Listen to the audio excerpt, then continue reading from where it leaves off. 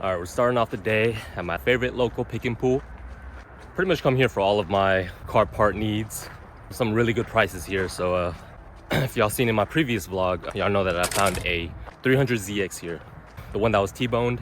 But yeah, it's a nice bright and sunny day in Texas. Figured we might as well knock this out real quick. All right, and here it goes.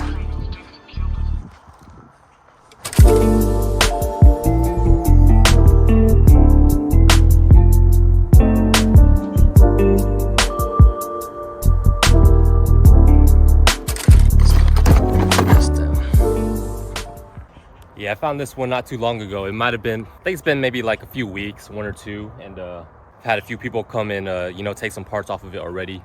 Junkyard already pulled the motor.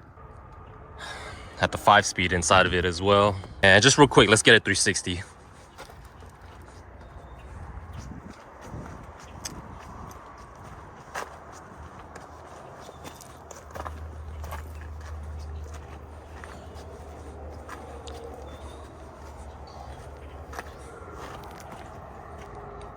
Let's see what the yard has to say about it. They looks like they just pull the motor and the transmission and then leave all the goodies for us, or all the leftovers. Like, look at this radio setup.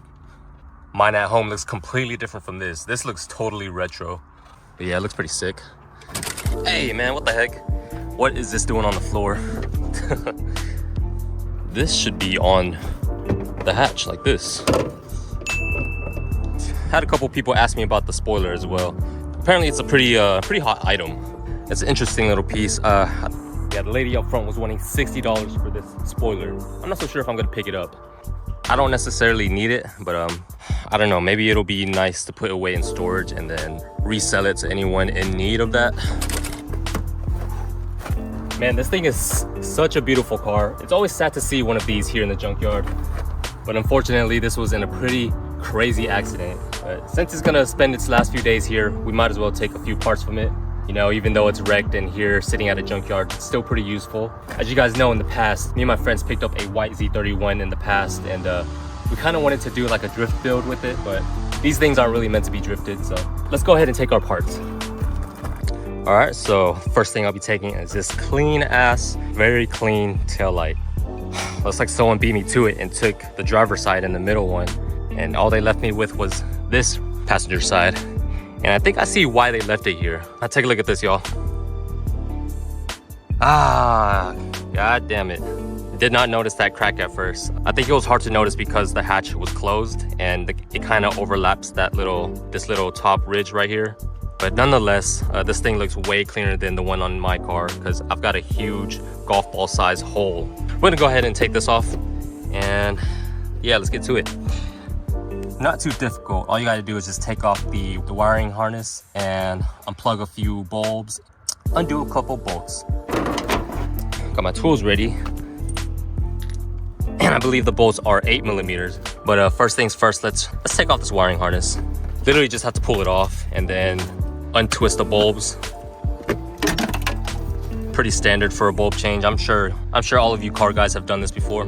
I see that I have 4 bolts to undo, so we're just gonna go ahead and do this really quick. And then make sure you don't lose these in case you want to reuse them.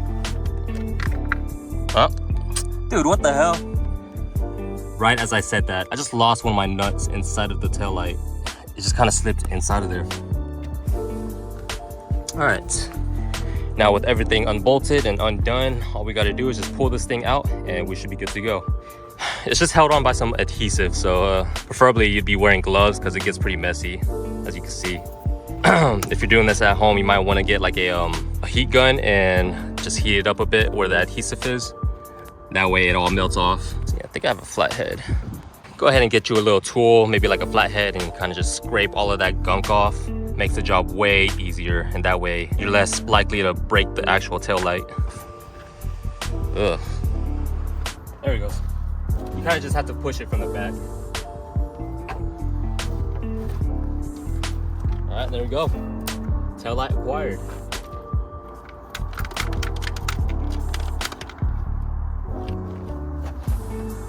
Would have been really nice to have the full set, but I'm satisfied with this for now. Now, the lady up front, she was wanting 30 bucks for this one right here. I'm gonna try to talk her down a bit just because of this little crack right here at the top. we'll see how that goes. But yeah, got the tail light. I'm undecided on this rear spoiler. I already have one on my car, but a lot of people that own Z's, they're looking for this spoiler. So I might just keep it and resell it maybe. Throw it up on eBay or, you know, good old Facebook market. But yeah, coming down to the side right here, we've got some rear spats. It actually has spats on both the front end and the rear end. So I'll be taking those. I already got that one off if y'all can see. I'm not quite sure if these are OEM. It looks really cool because it fits really well with the body line. The reason why I think it's OEM is because it has the Nissan logo on the bottom. But then I'm thinking this is just aftermarket because the guy who previously owned this car just threw on some self-tapping screws. So really wish he didn't do that inside of the quarter panel, but it is what it is. I'm gonna go ahead and get my Phillips and undo that. All right. Yeah, this is a really cool piece. I don't think I've ever seen a Z that had rear spats like this because it kind of extends all the way to the rear bumper. Whereas people would normally just have this little flap right here.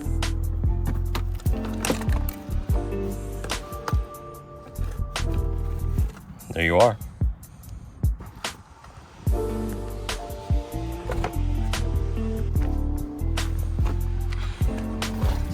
These are a little chewed up.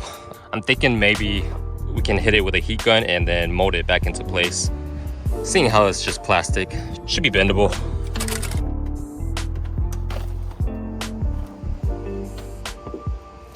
Yeah, see, look guys, I really wish you didn't use self-tapping screws.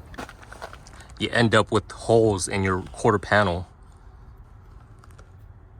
Not very clean, but we'll figure out a way to install this correctly.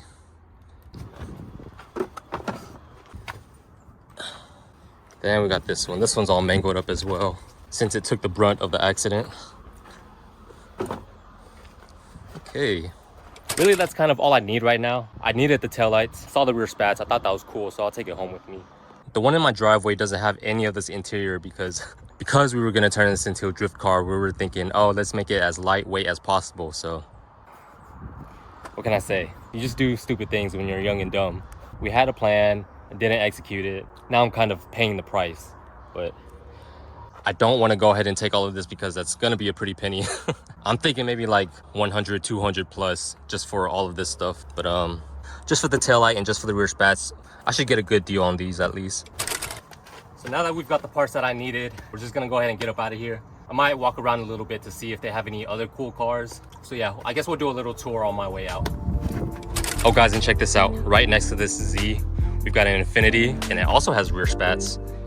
It looks exactly like the same design that was on the Z. I wonder if this will fit onto there. Yeah, I don't really see anything worthy of getting a walk around. Just a bunch of regular cars.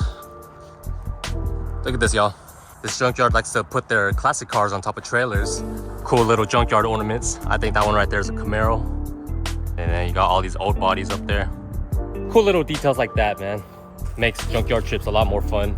Yeah, like especially just visiting new yards, you get to see what type of layout they have and things they like to hoard. Like over there, they got golf carts for whatever reason. But yeah, junkyard runs are always pretty fun. You know, something I like to equate it to is it kind of feels like treasure hunting.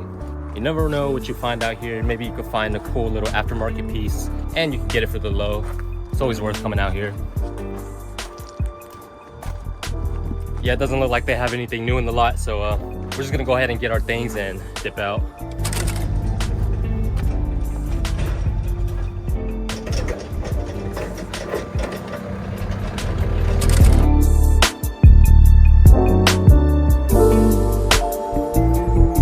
Yo, check out this chopped up mail carrier. What was this, USPS? Hey, right-hand drive.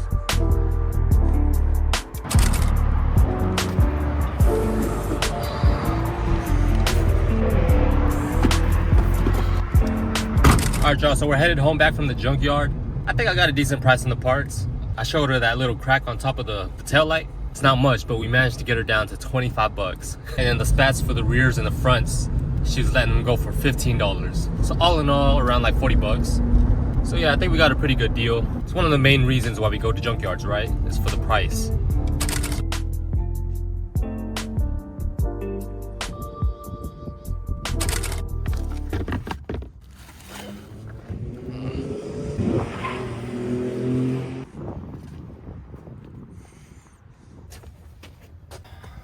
Really glad I got this one because just at a first glance, this looks way cleaner than the one that's on the car right now.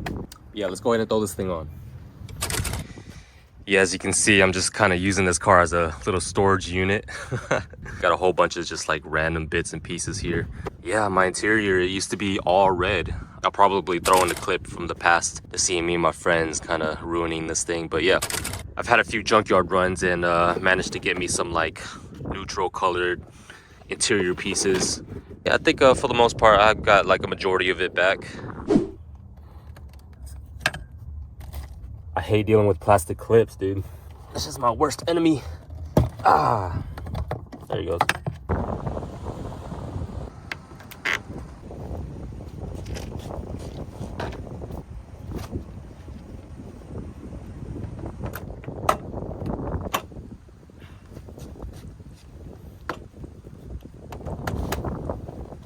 All right, well, it's starting to rain, so I'm gonna go ahead and bolt this up quickly and I guess I'll call it a day.